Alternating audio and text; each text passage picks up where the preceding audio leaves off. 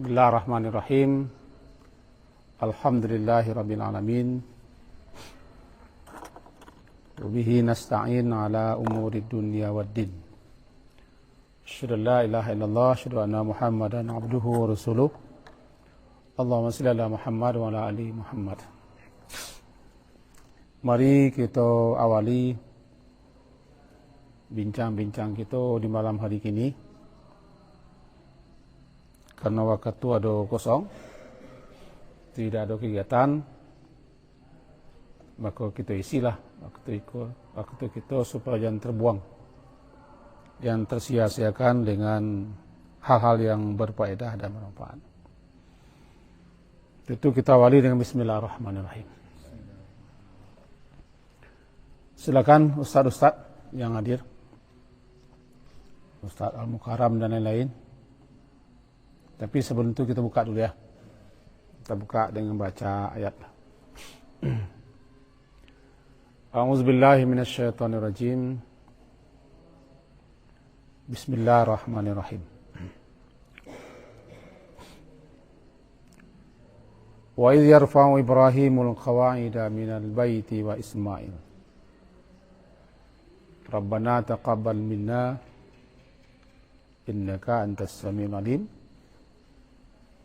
Rabbana waj'alna muslimaini laka wa min zurriyyatina ummatan muslimatan lak wa arina manasikana wa tub alaina innaka antat tawwabur rahim. Surat Al-Baqarah, surat yang kedua, ayat 127 dan 128 halaman yang ke-20. Ayat yang baru kita baca tadi adalah doa yang dibaca oleh Nabi Ibrahim alaihissalam.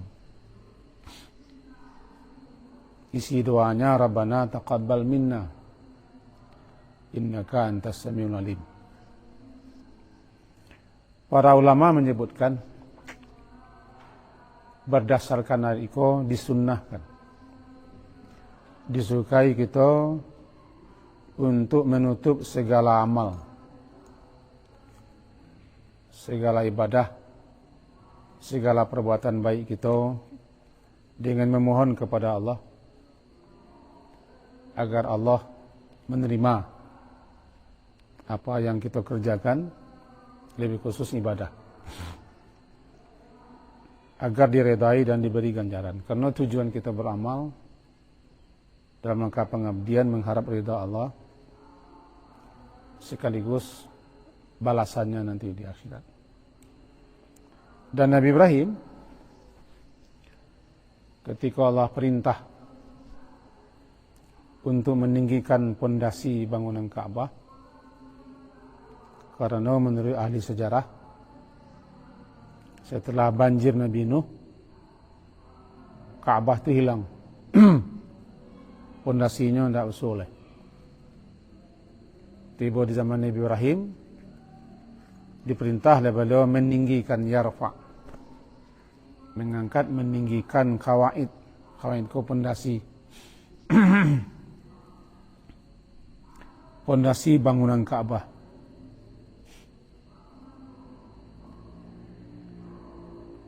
Dan putra beliau Ismail dibantu oleh Jibril.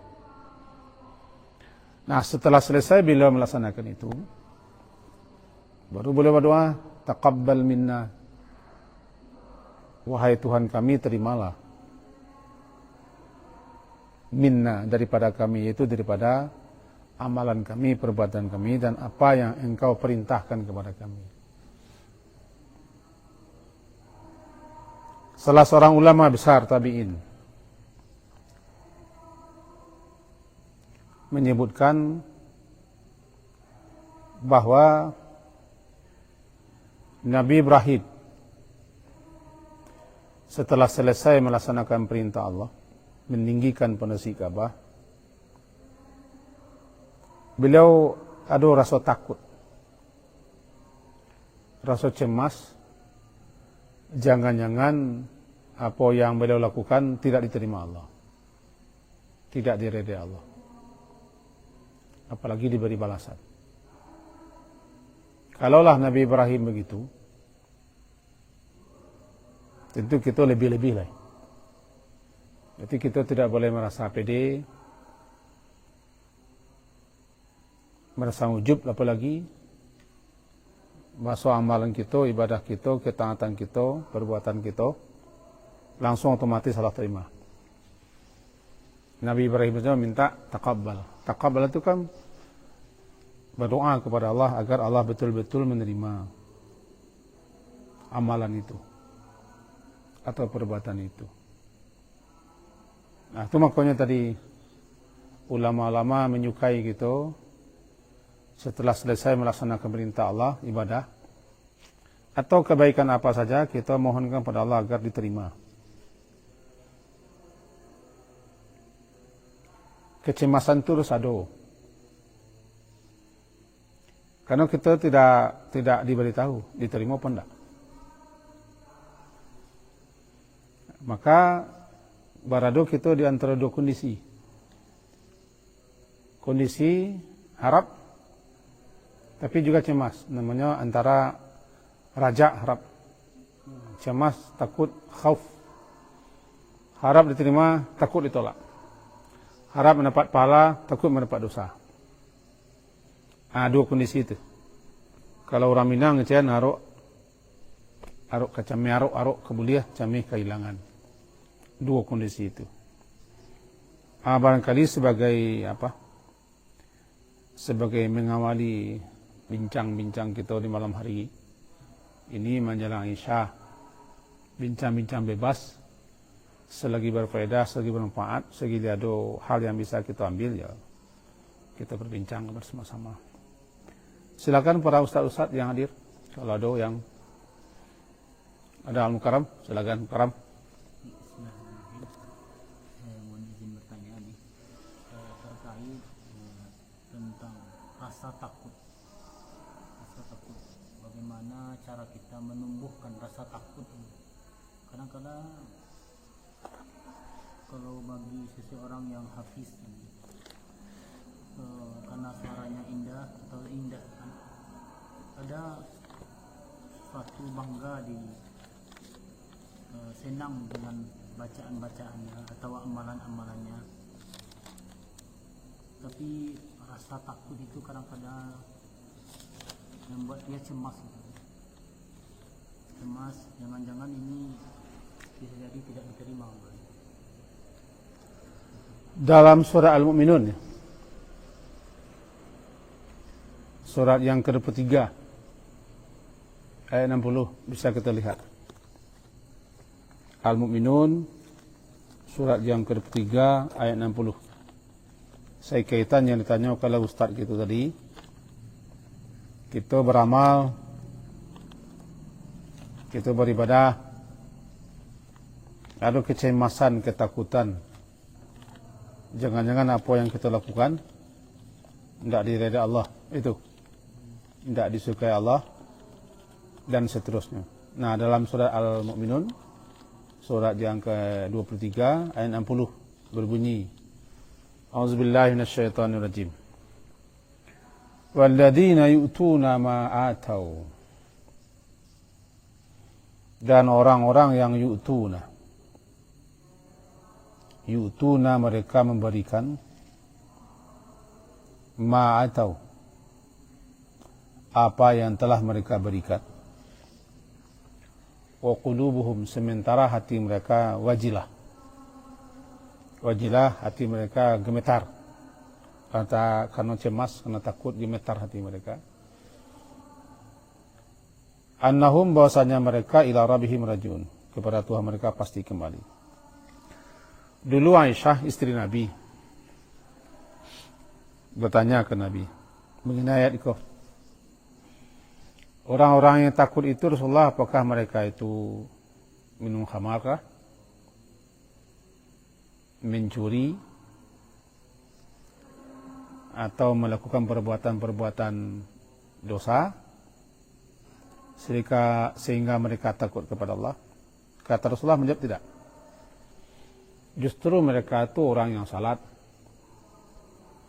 orang yang puasa, orang yang bersedekah, tapi mereka takut apa yang mereka lakukan itu dan apa yang telah mereka tunaikan dan mereka berikan itu jangan-jangan tidak diterima Allah.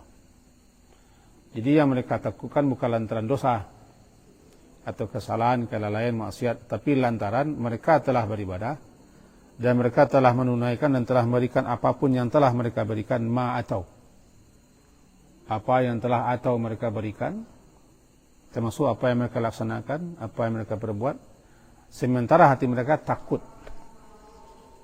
wajilah takut, ketakutan yang timbul, yang muncul lantaran cemas, khawatir, jangan-jangan tidak diredai, ditolak, atau sebaliknya, malahan yang berdosa malahan. Dan mereka yakin annahum ila rabbihim rajiun, bahwasanya mereka pasti kembali kepada Tuhan mereka untuk mempertanggungjawabkan apa yang mereka lakukan, lantaran mereka punya keyakinan bahwa mereka akan dipanggil oleh Allah untuk disidang, diadili, diminta pertanggungjawabkan termasuk amalan yang mereka kerjakan. Itu menambah, mendorong hati mereka takut lagi. Ketakutan itu harus ada. Jadi setiap kita beramal, beribadah harus ada rasa takut, cemas, jangan-jangan. Tapi juga harap. Jadi yang tanya oleh Ustaz tadi, Mukarram, kita baca Quran, kita jadi imam, kita beribadah, kita melaksanakan amal saleh, tapi cameh, kita takut, kita bimbang, itu yang diminta. Tidak boleh gitu kalau selesai beribadah pede halaman saja. Ibadah awak sempurna, alasan tiang, awak kiai mah, Ustaz, imam besar lolai. Seakan-akan mulus, bulat, langsung gol. Itu yang ini, ujub kebanggaan diri, karena merasa hebat, merasa sempurna, merasa ini, merasa itu. Ujub. Jangan ujub. Dipupuk rasa takut. Tapi rasa penyimbang, harap Allah terima, karena kita telah beramal. Allah Maha Pengasih, Maha Penyayang, Allah Maha Tahu. Tapi takut juga tidak diterima. Antara dua kondisi. Itu Mukarram. Berarti kita harus berada di tengah-tengahnya. Antara itu, arok kebuliah camai kehilangan. Orang Minang ngecen arok kebuliah camai kehilangan. Dua kondisi. Itu menggiring kita untuk selalu koreksi. Koreksi terus, harus introspeksi terus, belajar terus, menambah terus. Ini tidak boleh kita berhenti untuk memperbaiki amalan kita. Itu gunanya kita berilmu, ta'lim, membaca, mendengar diskusi atau bertanya. Karena manusia aku tidak sempurna, kan?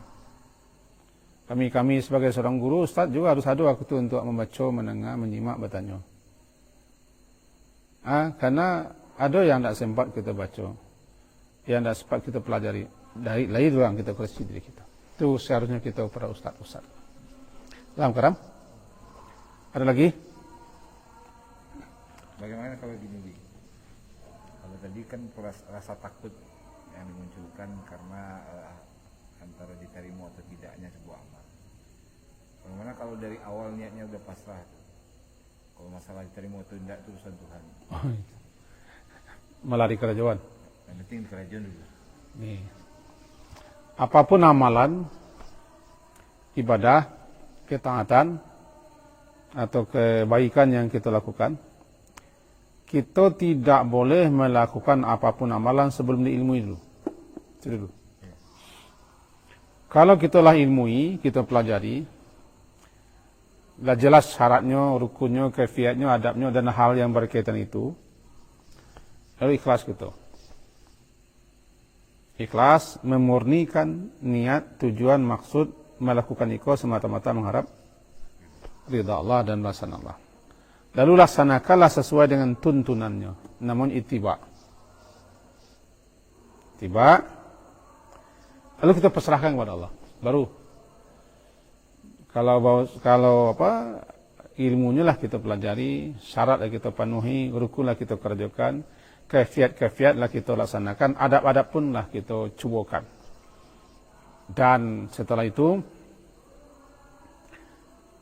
kita ikhlas. Saya tahu kita, seilmu kita tidak menyimpang, maka baru kita baca Rabbana taqabbal minna. Rabbana taqabbal minna. Kalau orang pasrah saja, misalnya orang kampung ngecek malah di kerajaan, malah dilaksanakan, diterima itu urusan Allah. Prinsip seperti itu yang menyebabkan orang tidak mau koreksi. Wak kalau ibadah go, wak kalau beramal. Pede kan? Tidak boleh pede. Harus terus koreksi. Sebab sikap seperti itu menyebabkan orang tidak mau lagi belajar, bertanya, menyimak, mendengar atau dialog atau koreksi lah. Karena lah awak pasrah saja kepada Allah. Kaitan dengan tanya Buya Mukarram tadi, bagaimana menimbulkan rasa takut gitu pada Allah. Takut kepada Allah itu kan khauf. Yang tinggi khasyatullah. Yang akan khasyah kepada Allah itu adalah ulama. Dikatakan yang akan takut kepada Allah, innama yakhshallaha min ibadil ulama. Kan surat Fatir surat ke-35 ya. Hanya saja yang akan takut kepada Allah adalah para ulama. Ulama di situ maksud orang alim. Alim dia tentang Allah, tentang siapa Allah, melalui nama-nama, sifat-sifat Allah, firman Allah dan segala macam firman Allah. Makin tahu dia dengan Allah, makin tumbuh rasa takut. Orang yang tak rasa takut itu tidak tahu ya Allah. Jadi makin dipelajarinya, makin tinggi ma'rifahnya kepada Allah. Ma'rifah kan kenal ya. Makin dalam ma'rifahnya kepada Allah, maka makin gentar, makin cemas, makin khawatir. Itu yang takut. Ini ulama di situ, para ulama bukan ulama orang pandai ceramah, orang alim. Innama hanya saja yang akan takut kepada Allah itu daripada hamba-hambanya ulama. Ada orang-orang yang alim tentang Allah. Bukan orang yang banyak ilmu, yang alim tentang Allah. Dia mengenal Allah. Karena dia kenal Allah, apa yang dikatakan oleh Ustaz kita juga itu, bahasa ada orang yang pasrah saja. Bahasa jadi kita lebih bedah. Jadi kita lebih amal. Tiba di salat, jadi kita lah sembahyang. Diterima Allah, kita pasrah kepada Allah. Tidak boleh seperti itu. Tidak boleh. Akhirnya kita tidak pernah berubah. Contoh saya kira puas saya kalau kita tidak pernah berubah, jadi baik sambal lah, lama orang jadi masak lah. Jadi sambal tidak pernah sentuh orang, makan tidak pernah kecil orang. Kau anak kurang, kau anak berlebihan, pernah jadi baik lu. Kalau seperti itu dibawa kepada ibadah, karena ibadah, jadi sembahyang lu, malah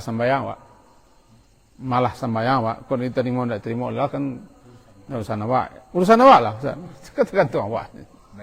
Mecah lah. Jadi Nabi Ibrahim itu ketemu dalam penjelasannya begini.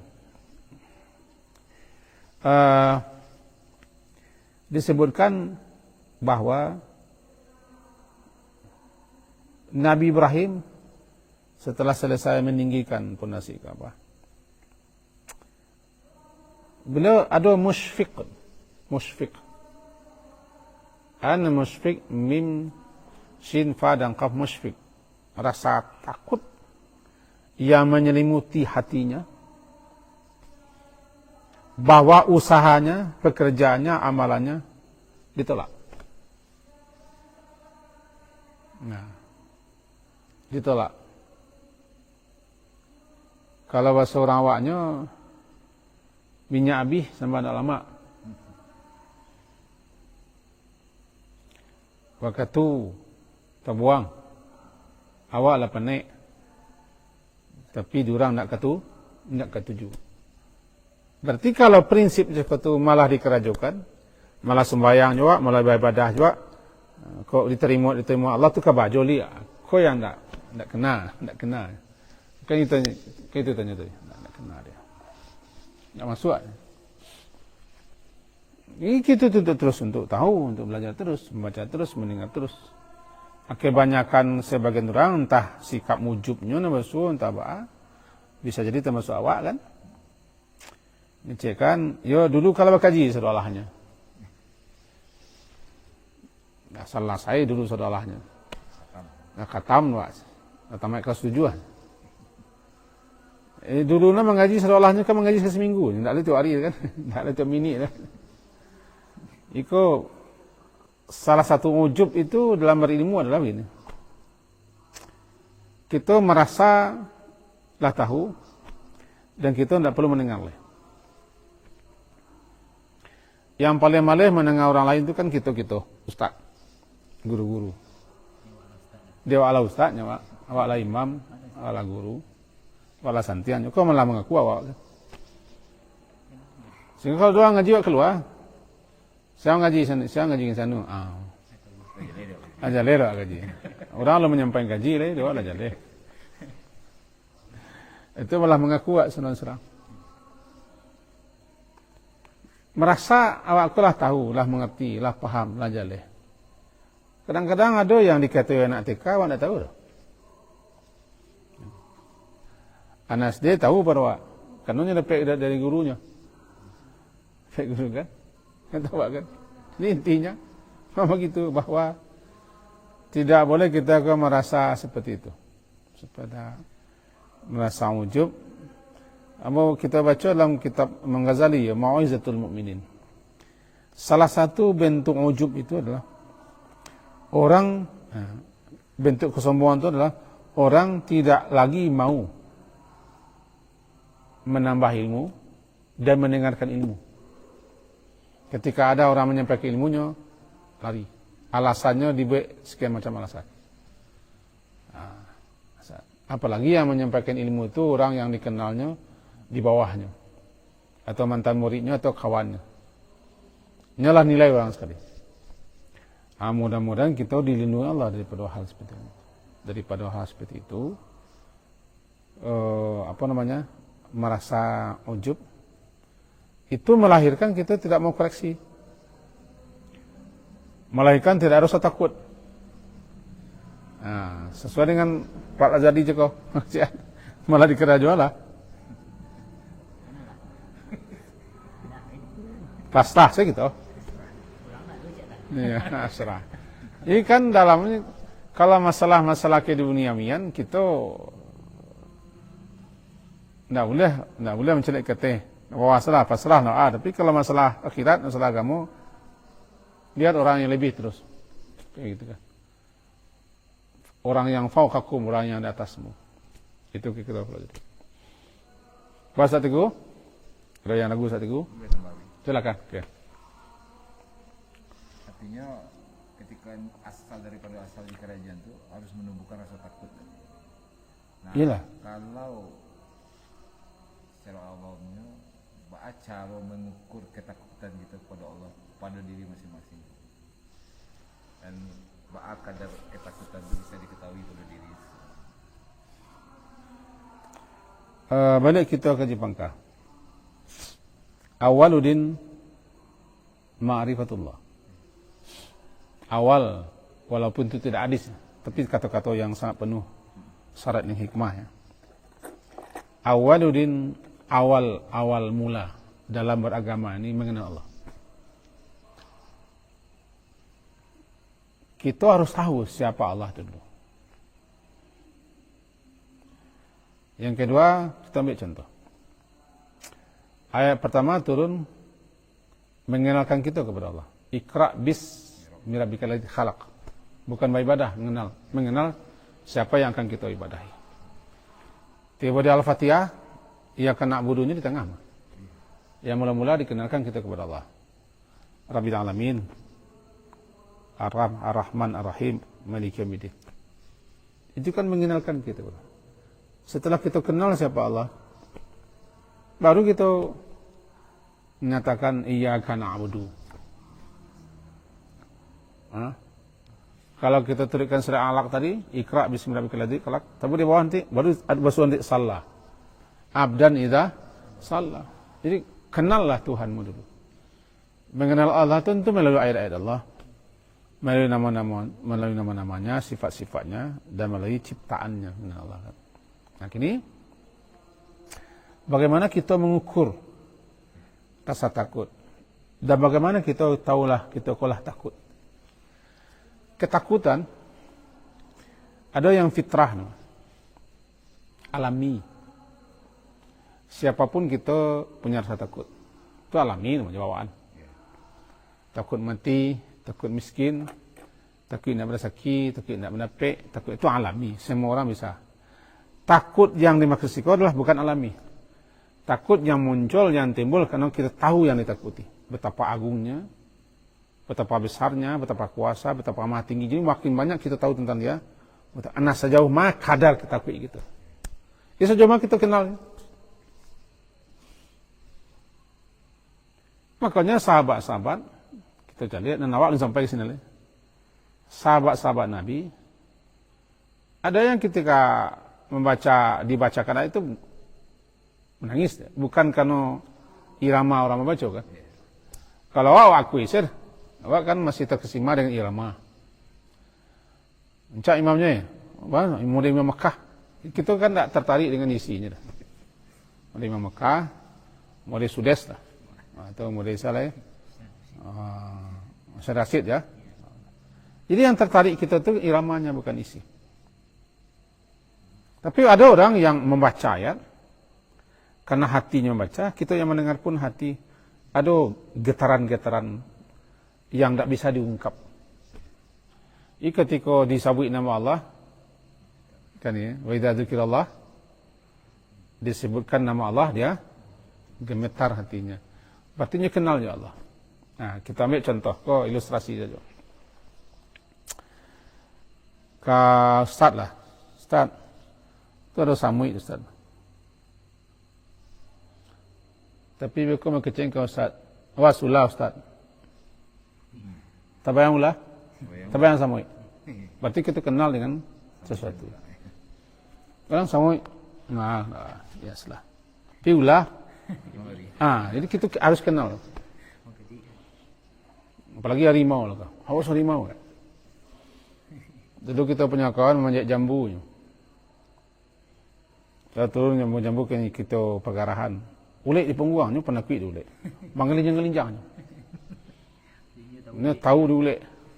Orang tak tahu di ulik, anak ambo. Namanya, Soki direktur. Direktur. Di kampung Amkasnayan. Masih kecil-kecil. Kecil. Di jendela kaca ada nanti pinyangik. Awak tahu bah pinyangik? Bisa bayo pinyangik. Nangiang maksud kami nya. Nya tak tahu, kaca-kaca diambil-ambilnya kayu. Awak mati ketakutan. Nya tak kata kenapa tak takut? Nya tak kenal. Akhirnya berang kepada capek aja sebenarnya. Tak tahu. Nah, jadi tahu dengan sesuatu betapa besar, betapa kuasa, betapa tinggi, betapa perkasa, betapa. Gitu. Jadi kadar takut itu sejauh mana tahu itu. Makin tak tahu kita Allah makin sepelekan Allah. Akan kita anggap enteng Allah. Termasuk ancamannya, laknatnya, kutuknya, murkanya segala macam. Kira-kira begitu. Kenal itu yang penting. Takut. Kan ada orang yang beribadahnya tapi maksiat jalan Nabi itu takutnya. Kalau disuruh ini mau ketika nyobek maksiat kalah rasa takutnya. kalah imannya, kan tidak mencuri melainkan ketika itu tidak beriman. Tidak berzina orang berzina melainkan ketika itu tidak beriman. Ketika itu hilang, dikalahkan. Ghalabat, dikalahkan, dikuasai oleh sikwah, kesengsaraan, kecelakaan mengalahkannya, sehingga tidak mampu melawan itu. Jadi kenapa orang bermaksiat, berbuat dosa? Ini tidak orang awak gitu, mah.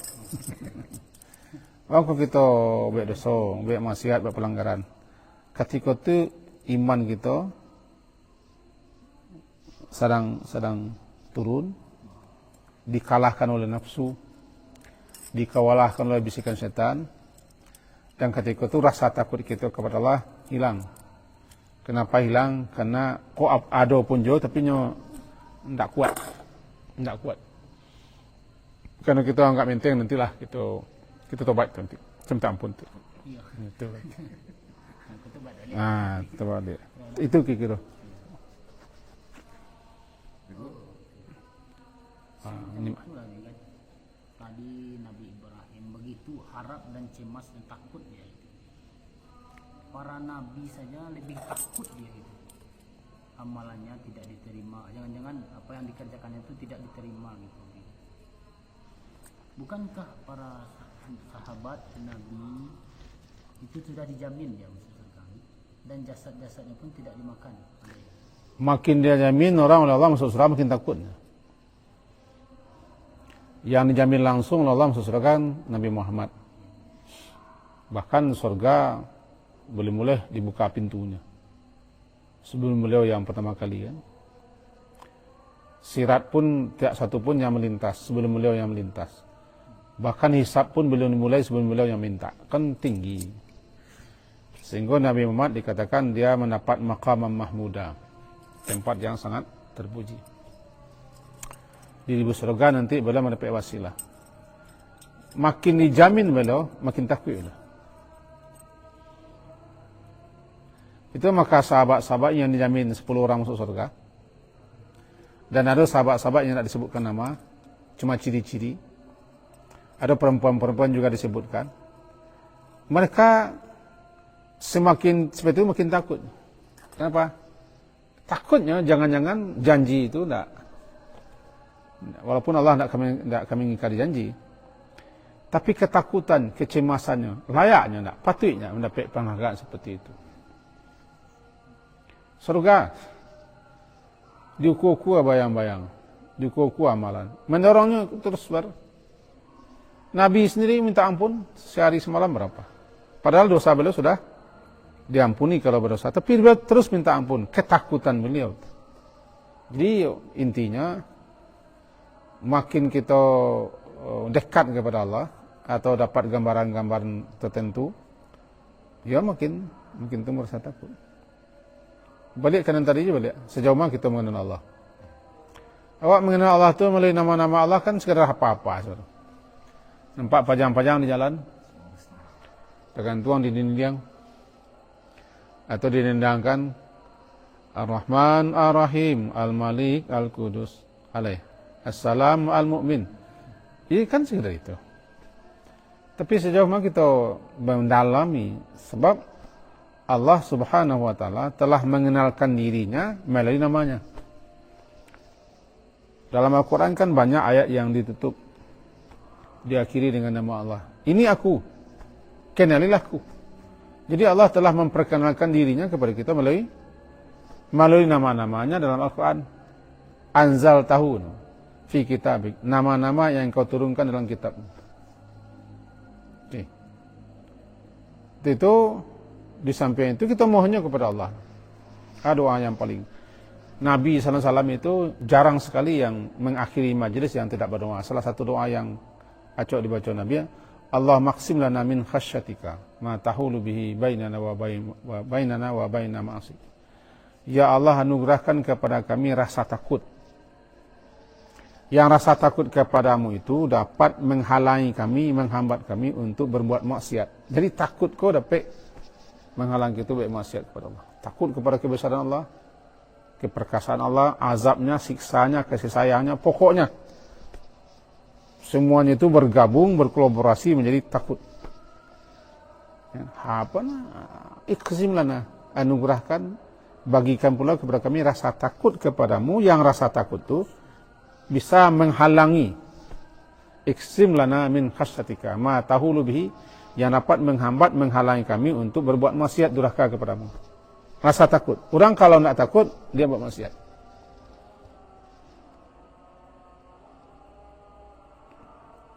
Kenapa orang melanggar hukum? Tidak takut kepada penegak hukum. Larang dalam agama itu menjadi haram. Haram kan? Kalau boleh halal. Haram itu asal kata hurmah. Hurmah, menghormati, memuliakan. Orang kalau tidak memuliakannya melarang, dilanggarnya larangan. Lalu kenapa orang tidak mau melanggar larang? Karena dia hurmah, hormat kepada orang yang melarang. Walaupun yang melarang itu tidak ada. Tapi karena dia menghormat, hormat, memuliakan, menghargai yang melarang, tidak mau dia melanggar. Apalagi yang melarang itu ada di situ. Apalagi yang melarang Allah. Jadi haram. Haram terlarang. Hurmah. Kenapa orang berdosa? Kenapa orang baik maksiat? Kenapa orang melanggar? Ini tidak ada penghormatannya. Penghormatannya, pengagungannya, pemuliaannya kepada yang melarang. Misalnya Ustaz Mukarram. Ustaz Mukarram, itu jangan dilintai. Ustaz Mukarram itu bayo. Dilanggar. Berarti Ustaz Mukarram tidak menghormati yang melarang. Anak-anak murid kita awas. Awas. Ada yang melanggar. Tidak takut kena awas. Berarti dia tidak menghormati, tidak memuliakan, tidak menghargai gurunya yang melarang. Sejauh mana rasa penghormatannya, pengagungannya kepada yang melarang, segitu maksiat bisa dihentikan. Itu maka beda orang yang sengaja melanggar aturan Allah dan orang yang menyepelekan berbeda. Orang yang menyepelekan sengaja dengan orang yang tidak tahan, itu beda hukumnya. Kalau sengaja menyepelekan, dia meremehkan Allah. Tapi kalau orang tidak tahan tu, wala yang tidak tahan. Lemah kami mengaku namanya. Berbeda kedua orang. Dalam keram. Nah, orang azan lah. Kadang-kadang rasa takut itu nyadu kadang-kadang ni. Rasa takut kau maksud kau nak beli kerajaan aku. Rasa takut itu ada ni. Tapi dia kerana kalah tadi. Ya, kita manusia. Itu makanya kita terus berjihad. Hidup tu berjuang. Kadang-kadang bergumul. Makanya imam itu kadang-kadang fluktuatif ya. Kadang bertambah. Yazidu wa yanqus. Kadang kurang, kadang bertambah. Makanya harus kita pupuk iman. Memupuk iman itu antara lain dengan amal, dengan ketaatan, doa, zikir, ilmu yang tidak kalah penting. Terus belajar, terus berilmu, baca ayat Allah, tumbuh iman. Dan minta jangan lupa, Rabbana la tuzigh qulubana ba'da idh hadaytana wa hab lana min ladunka, hab lana, minta tambah iman. Kira itulah isalah masuk para jamaah saudara kami datang. Semoga berfaedah dan manfaat apa yang kita sampaikan malam hari ini. Diakhiri dialog-dialog bincang-bincang kita dengan mengucapkan subhanakallahumma bihamdika asyhadu an la ilaha illa anta astaghfiruka wa atubu ilaik. Sallallahu ala Muhammadin wa ala alihi sahbihi ajma'in. Alhamdulillah. Assalamualaikum warahmatullahi wabarakatuh.